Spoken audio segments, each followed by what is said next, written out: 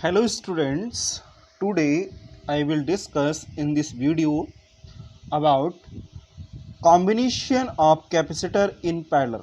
ठीक है, तो इसमें हम डिस्कस करेंगे जब हम कैपेसिटर को पैरेलल कॉम्बिनेशन में कनेक्ट करते हैं तो हमारा क्या एक्सप्रेशन आता है।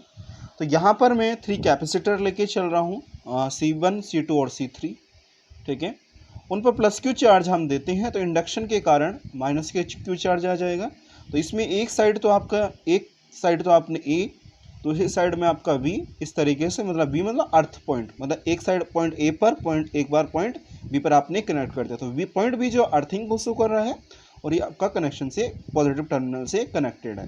तो इस तरीके से जब हम 3 कैपेसिटर या 3 से अधिक कैपेसिटर या 2 कैपेसिटर को हम एक साथ इस तरीके से कनेक्ट करते हैं तो ये जो कॉम्बिनेशन कहलाता है, ये पैरेलल कॉम्बिनेशन ऑफ कैपेसिटर कहलाता है। तो suppose a plus q charge is given to the point a, यहाँ पर प्लस क्यू चार्ज दे रहे हो by mean an electric source. This is charge distribution on all 3 capacitor according their capacitance. By induction के कारण equal amount of negative charge are induce in inner surface. तो induction के कारण अगर यहाँ प्लस क्यू चार्ज है तो यहाँ माइनस क्यू आ जाएगा, प्लस Q1 है तो प्लस माइनस Q1 होगा कैपेसिटर C1 के लिए।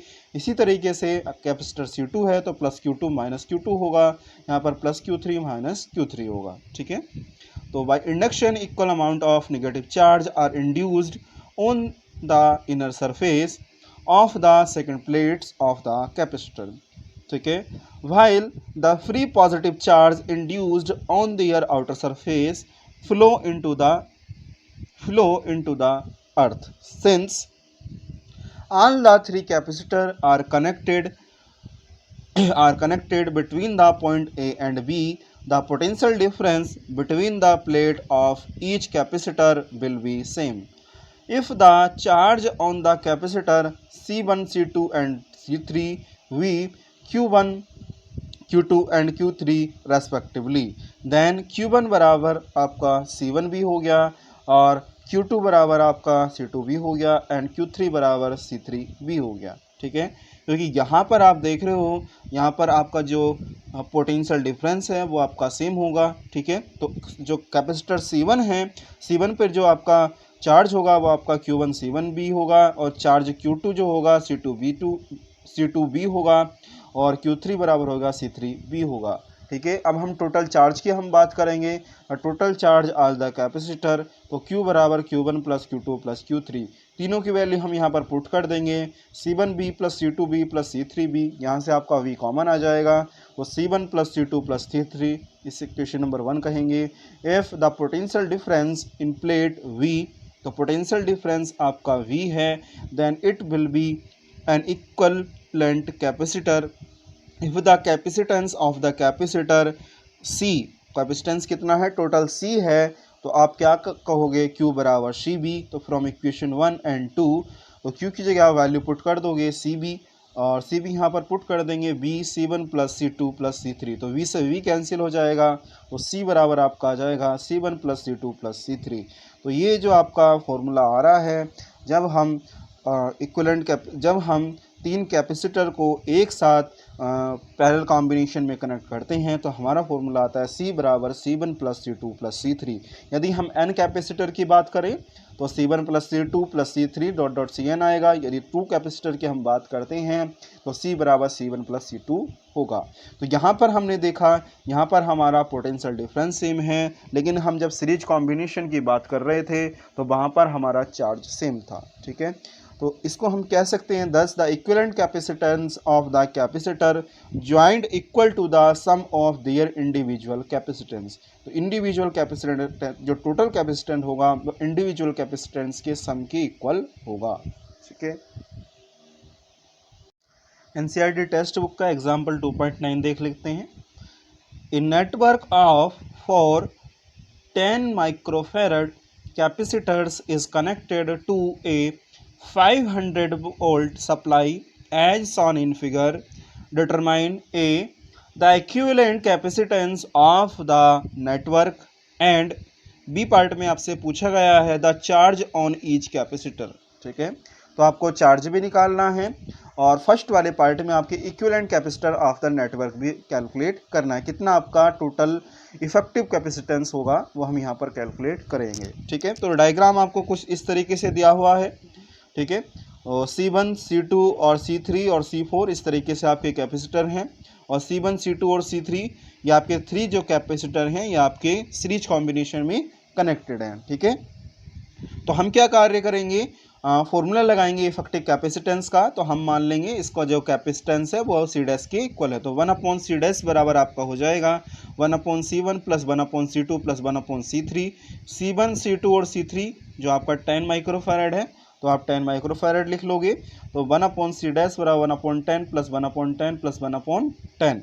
एलसीएम ले लोगे, यहाँ पर आपका 10 आ जाएगा, तो 1 प्लस 1 प्लस 1 इस तरीके से आप 3 जगह आपका 1 लिखा हुआ है, तो आप क्या लिखोगे 1/C डैश बराबर 1/C डैश बराबर 1 प्लस 1 अपॉन 10, तो 3/10 आ जाएगा। लेकिन यहाँ पर जो है C डैश राशि प्रोकल में है तो C डैश आपको निकालना है, तो 10/3 हो जाएगा, तो 10/3 माइक्रोफैरड आ जाएगा। ठीक है, तो thus the equivalent capacitance C of the network is C बराबर C डैश प्लस C4। तो यहाँ पर C डैश की वैल्यू कितनी है 10/3 है, और C4 की जो वैल्यु है वो आपकी 10 है, तो 10 है, तो यहाँ पर आप एलसीएम लोगे 3, तो 3 की मल्टीप्लाई 10 हो जाएगा 30, 10 प्लस 30 40/3, तो C बराबर आपका हो जाएगा 13.3 माइक्रोफैरड। तो यहाँ पर आपको फर्स्ट पार्ट में आपको टोटल कैपेसिटेंस निकालना था, तो ये आपकी वैल्यू आ रही है C बराबर 13.3 माइक्रोफैरड। ठीक है, इसके बाद आपको कैलकुलेट करना है,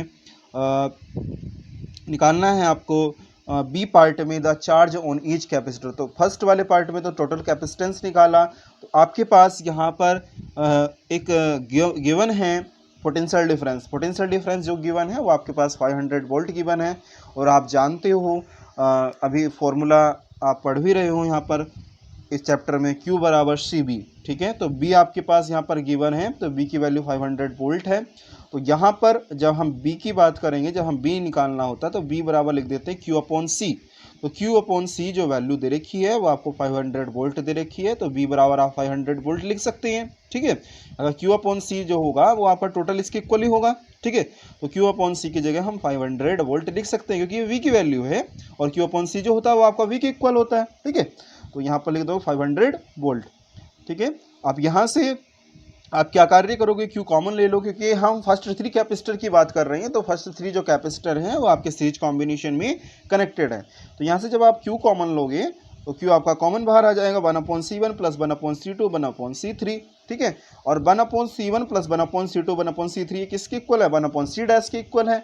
आपको वैल्यू निकालना है, Q की वैल्यू निकालनी है, ईच कैपेसिटर में कितना चार्ज होगा। ठीक है, तो फर्स्ट 3 कैपेसिटर के आप निकालोगे तो Q बराबर C डैश आपका इधर चला जाएगा 500 मल्टीप्लाई, और C डैश की जो वैल्यू है वो आपकी 10/3 माइक्रोफैरड है। ठीक है, 10/3 माइक्रोफैरड। ठीक है, तो आप इससे क्या काम करोगे, ये आपका आ जाएगा 5/3 आ जाएगा, ये प्लस की 3 पावर है और माइक्रोफैरड का मतलब होता है माइनस के 6, तो 5/3 इंटू 10 की पावर माइनस के 3 हो जाएगा, और इससे हम और डिवाइड करेंगे तो 1.7 10 के पावर माइनस के 3 कूलाम आ जाएगा। तो चार्ज की जो वैल्यू आएगी वो 1.7 10 के पावर माइनस के 3 कूलाम होगी।